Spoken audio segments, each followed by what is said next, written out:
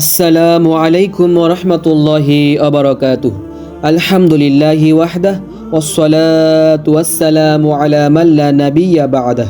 আলোচ্য বিষয় লাইলাতুল কদরের মর্যাদা, বৈশিষ্ট্য ও ফজিলত। 1 নাম্বার, এ রাতে আল্লাহ তাআলা সম্পূর্ণ কুরআন কারীমকে লাউহে মাহফুজ থেকে প্রথম আসমানে নাজিল করেন। তাছাড়া অন্য আরেকটি মত হলো এ রাতেই কুরআন নাজিল শুরু হয়।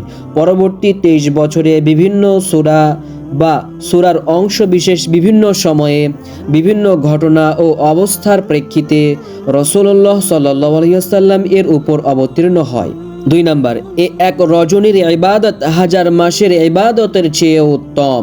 3 নাম্বার, এ রাতে পৃথিবীতে অসংখ্য ফেরেশতা নেমে আসে এবং তারা তখন দুনিয়ার কল্যাণ, বরকত ও রহমত বর্ষণ করতে থাকে। 4 নাম্বার, এটা শান্তি বর্ষণের রাত। এই রাতে ইবাদত গুজার বান্দাদেরকে ফেরেশতারা জাহান্নামের আযাব থেকে মুক্তির বাণী শোনায়। 5 নাম্বার, এ রাতের ফজিলত বর্ণনা করে এ রাতেই একটি পূর্ণাঙ্গ সূরা নাজিল হয় যার নাম সূরাতুল কদর। 6 নাম্বার, এ রাতে নফল সালাত আদায় করলে মুমিনদের অতীতের সগীরা গুনাহগুলো মাফ করে দেয়া হয়। রাসূলুল্লাহ সাল্লাল্লাহু আলাইহি ওয়াসাল্লাম বলেন, মা কামা লাইলাতুল কদরি ঈমানাও ওয়া ইহতিসাবান গুফিরা লাহু মা তাকদ্দামা মিন যামবি। যে ব্যক্তি ঈমান ও সওয়াব লাভের আশায় কদরের রাতে নফল সালাত আদায় ও রাত জেগে ইবাদত করবে, আল্লাহ তার ইতপূর্বের সকল সগীরা ছোট গুনাহ ক্ষমা করে দেবেন। সহিহুল বুখারী 1901, সহিহুল মুসলিম 760। কোন রাতটি লাইলাতুল কদর? এই মর্মে 1 নাম্বার, এ রাতটি রমজান মাসে, আর এ রাতের ফজিলত কিয়ামত পর্যন্ত জারি থাকবে। 2 নাম্বার, এ রাতটি রমজানের শেষ দশকে। রাসূলুল্লাহ সাল্লাল্লাহু আলাইহি ওয়াসাল্লাম বলেছেন, তাহাররু লাইলাতুল কদরি ফিল আশরিল আওয়াখির মিন রমাদান। রমজানের শেষ 10 দিনে তোমরা কদরের রাত তালাশ করো। সহিহুল বুখারী 2020, সহিহুল মুসলিম 1169। 3 নাম্বার, আর এটি রমজানের বেজর রাতে হওয়ার সম্ভাবনা বেশি। রাসূলুল্লাহ সাল্লাল্লাহু আলাইহি ওয়াসাল্লাম বলেছেন, তাহাররু লাইলাতুল কদরি ফিল ভিতরি মিনাল আশরিল আওয়াখির মিন রমাদান। তোমরা রমজানের শেষ 10 দিনের বেজর রাতগুলোতে কদরের রাত খোঁজ করো। সহিহুল বুখারী 2017। 4 নাম্বার, এ রাত রমজানের শেষ 7 দিনে হওয়ার সম্ভাবনা বেশি।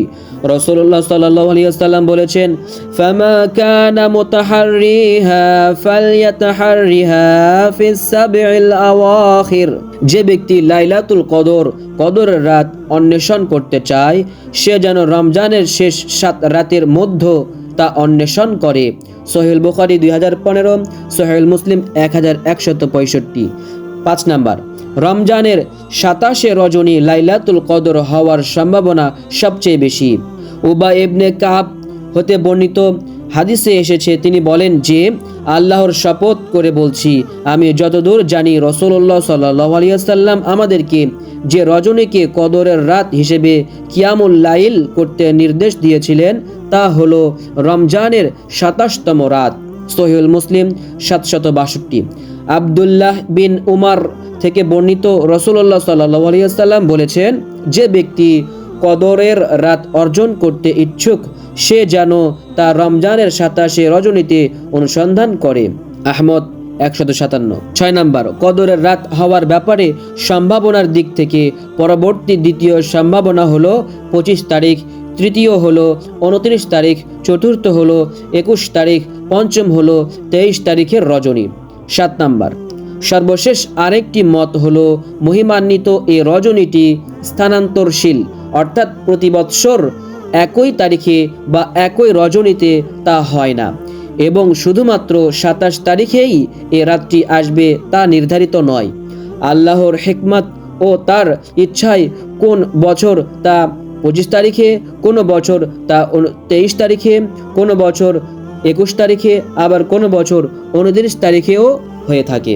কেন এ রাতকে অস্পষ্ট করে গোপন রাখা হয়েছে, এ মর্মে এ রাতের পুরস্কার লাভের আশায় কে কত বেশি সক্রিয় আগ্রহী ভূমিকা পালন করে এবং কত বেশি সচেষ্ট হয় আর কে নাফারমান ও আলসে ঘুমিয়ে রাত কাটায়। সম্ভবত এটা পরোক্ষ করার জন্যই আল্লাহ তাআলা এ রাতকে গোপন ও অস্পষ্ট করে রেখেছেন। যে রাতটি লাইলাতুল কদর হবে সেটি বোঝার আলামত: 1 নাম্বার, রাতটি গভীর অন্ধকারে ছেয়ে যাবে না। 2 নাম্বার, গরম বা শীতের তীব্রতা থাকবে না। 3 নাম্বার, মৃদু মন্দ বাতাস প্রবাহিত হতে থাকবে। 4 নাম্বার, সে রাতে ইবাদত করে মানুষ অপেক্ষাকৃত অধিক তৃপ্তি বোধ করবে। 5 নাম্বার, কোনো ঈমানদার ব্যক্তিকে আল্লাহ স্বপ্নে হয়তো তা জানিয়েও দিতে পারেন। 6 নাম্বার, ওই রাতে বৃষ্টি বর্ষণ হতে পারে। 7 নাম্বার, সকালে হালকা আলোক রশ্মি সহ সূর্যোদয় হবে, যা হবে পূর্ণিমার চাঁদের মতো। সহিহ ইবনে খুজাইমাহ 2190, সহিহুল বুখারী 2021, সহিহুল মুসলিম 762। রমজানের শেষ 10 রাতে রাসূলুল্লাহ সাল্লাল্লাহু আলাইহি সাল্লাম এর তার ইবাদতের অবস্থা ছিল: 1 নাম্বার, প্রথম 20 রাত রাসূলুল্লাহ সাল্লাল্লাহু আলাইহি সাল্লাম পূর্ণ রাত জাগরণ করতেন না, কিছু সময় ইবাদত করতেন আর কিছু সময় ঘুমিয়ে কাটাতেন। কিন্তু রমজানের শেষ 10 রাতে তিনি বিছানায় একেবারেই যেতেন না, রাতের পুরো অংশটাই ইবাদত করে কাটাতেন। সেই সময় তিনি কোরআন তিলাওয়াত, সালাত আদায়, সাদকা প্রদান, জিকির, দোয়া, আত্মসমালোচনা ও তাওবা করে কাটাতেন। আল্লাহর রহমতের আশা ও তার গজবের ভয় ভীতি নিয়ে সম্পূর্ণ খুশু খুজু ও বিনম্র চিত্তে ইবাদতে মশগুল থাকতেন। 2 নাম্বার, হাদিসে এসেছে সে সময় তিনি শক্ত করে তার লুঙ্গি দ্বারা কোমর বেঁধে নিতেন। এর অর্থ হলো রাতগুলোতে তার সমস্ত শ্রম শুধু ইবাদতের মধ্যেই নিমগ্ন ছিল। নিজে যেমন অনিদ্রায় কাটাতেন, তার স্ত্রীদেরকেও তখন জাগিয়ে দিতেন ইবাদত করার জন্য। 3 নাম্বার, কদরের রাতের ইবাদতের সুযোগ যাতে হাতছাড়া হয়ে না যায় সেজন্য রাসূলুল্লাহ সাল্লাল্লাহু আলাইহি ওয়াসাল্লাম শেষ 10 দিনের পুরো সময়টাতে ইতিকাফরত থাকতেন। সহিহুল মুসলিম 1167। মহিমান্বিত লাইলাতুল কদরে আমরা ইবাদত করতে পারি।